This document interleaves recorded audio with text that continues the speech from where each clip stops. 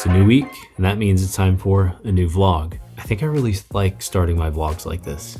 I feel like I'm in a jungle. Also, if anybody has any good tips for caring for a Monstera, my office Monstera is doing okay, but not super hot. I gotta make it better and make it healthier. So if you have any tips, leave them below. Let's get after it. So if you guys are new here, my name is Ben. I am a recently unemployed 38-year-old father of two, and the only thing saving us right now, and for me bringing in any income, is through content creation. And so I've decided to make it my mission to help others who might be in the same situation, parents, professionals, teachers, people with busy schedules, learn how to make content while still maintaining their full-time jobs. Now, I might not have a full-time job anymore, but I've been creating content online since 2019, all through full-time jobs. And since then, I have earned several $1,000s as a side hustle creating content. And so that's not trying to brag or flex or anything like that, but all I'm trying to do is figure out how I can help the most people do the same thing that I've done, because what we've realized in the last several years is that our stable corporate jobs are not so stable, and we need to have a backup plan. And right now, this is my backup plan. So in this series, I'm showing you exactly how I'm building my content business and trying to bring this thing to life and make it a real source of income now that I'm not working full-time anymore and I'm doing this as my main source of income. And the goal is not to romanticize this, but to give you a real look at what it looks like to go from corporate America to full-time creator, and why I think the in-between of being a part-time creator is the best fit for most people. So here is where everything stands right now. So in all of 2025, I made about $12,000 doing content as a side hustle. But in Q1 of 2026, I've made about $7,000 in just 3 months. So I've done over half of the amount of business I did in 2025 just in Q1 of 2026. Now, while this isn't the, $50,000 or $100,000 a month you see other creators making online, this is slowly building that momentum towards this being a real source of income and something that could potentially, eventually, replace a full-time job for me. While I started out working with smaller brands while I was building my portfolio, more recently I've started to work with much bigger brands like Noble, True Classic, Ridge that makes a lot of EDC wallets and luggage. I'm starting to put together pitches for brands like CampSnap and a few others that I'm really, really excited about. And the more I get into this and the more experience I have and the better my portfolio is, the more opportunities are showing up for me to work with these bigger and bigger brands, and the more confident I am in pitching them.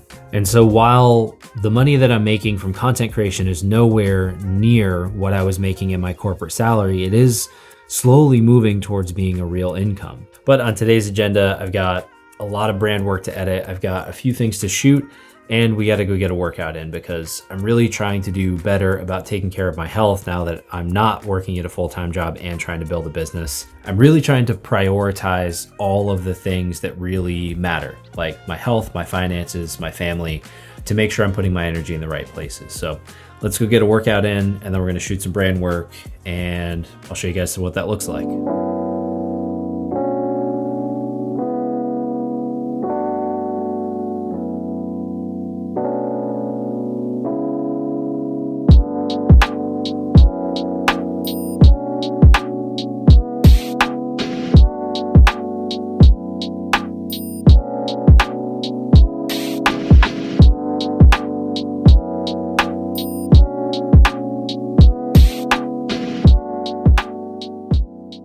So I've been doing content creation now full-time ever since November of 2025 when I was laid off from my job and decided to go all in on content. There's a couple things that I've learned that I think are really important when building out a business or just trying to build a side hustle making content. Number one is that you have to practice. You have to actually do the thing. There's no number of videos you're gonna watch, no number of influences you're gonna follow or guides you're gonna download that's gonna really teach you how to create content. To get good at it, it really takes practice. Like, I can watch all the videos of Arnold that I want, but until I get in the gym and start lifting, it's not going to make me any stronger. I'm not going to get in any better shape. And it's the same thing with content. The more you do it and the more you practice, the easier it is just to talk to the camera and film in public and not feel so awkward about it. But you have to do it. And the second thing, that you have to be able to listen to feedback. I hear a lot of people, and I'm one of them, I've complained about it. I've heard a lot of people complaining that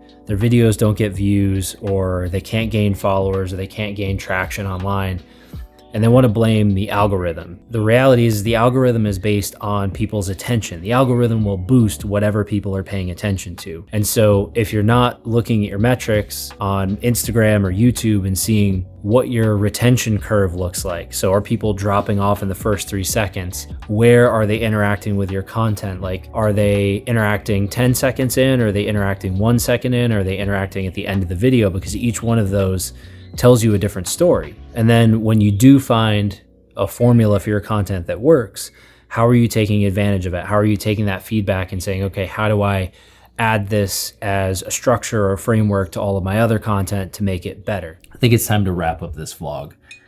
And if you stuck around this long, I really appreciate it. Thank you so much. All I'm trying to do is share that life online, life that you see people sharing, is never as perfect as it seems. Everybody's sharing a highlight reel, but if we try to do something new, even though it might be scary, it might be a huge change, we have the opportunity to bring about incredible change in our lives.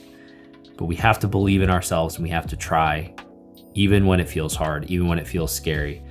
And so many of us will spend our entire lives being safe, being mediocre, and not ever really trying anything new or exciting.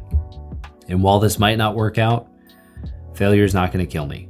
As long as I wake up tomorrow, I have a chance to try again. We'll see you guys in the next one.